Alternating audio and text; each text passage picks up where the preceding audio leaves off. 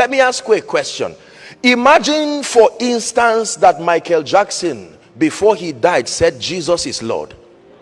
Do you know, even if it were a mistake, he will win more souls than many crusades at once? Because a man of influence said something. Do not undermine the power of influence. The way we speak, the way we dress, the way we think, our revelation of success, our revelation of failure, all of these have come as a result of a proposition that has been sold to us through the years. Are we blessed? I came from a very core evangelical background, and for many years our focus was, saving sinners, and that's very profitable. Please understand what I'm saying. But then we discovered that whilst individuals were getting saved, our territory was not safe. Because one person sitting in the corridor of power can manipulate a policy that seems to override the spiritual convictions of people. And I said, something is wrong with our theology. An intelligent God will not create this kind of system.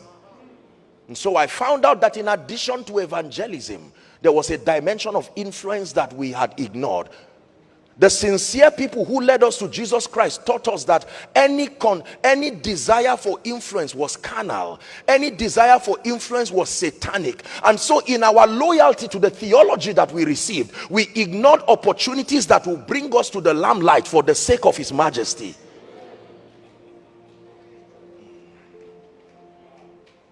Are we blessed? The opportunity that will help us to rise to dimensions where we'll be able to mentor nations and mentor kings and bring the counsel of God to nobles. We ignored those opportunities. But we thank God for the privilege that he's given us.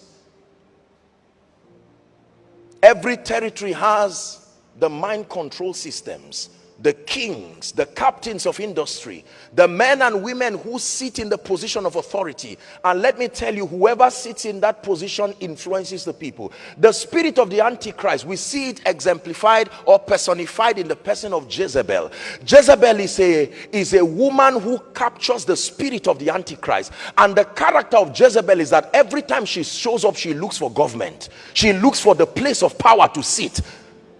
Because it is easy to frustrate the prophets of God when you are sitting with the king. Are we together? I believe that in my lifetime our generation will not disappoint God. I believe that we are that generation in the name of Jesus that will cause the counsel of God to be established first in the hearts of men, but the system will know that there are witnesses who walked upon this earth.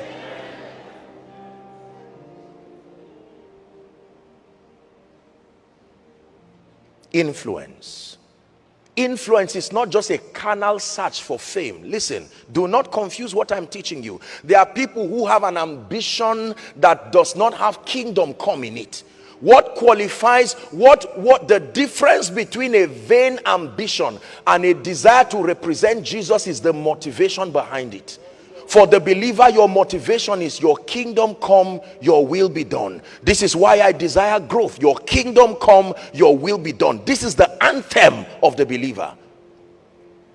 That everything that motivates our life, the energy that drives us, the labor that we do in the spirit, sociologically speaking and otherwise, is motivated by this one principal motivation: that the Christ be revealed, that the Christ be glorified. That's it.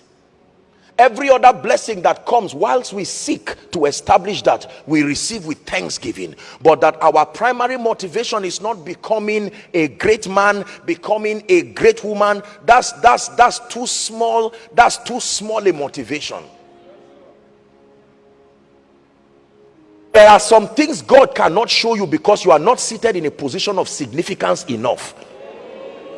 Let me give you an instance. Joseph is there in the dungeon. Joseph, who is the interpreter of dreams, but he did not have the influence to do anything about it. So God had to make do with Pharaoh to show him that famine was coming. The dream to Pharaoh did not come from the devil, it came from God, because only Pharaoh had the influence.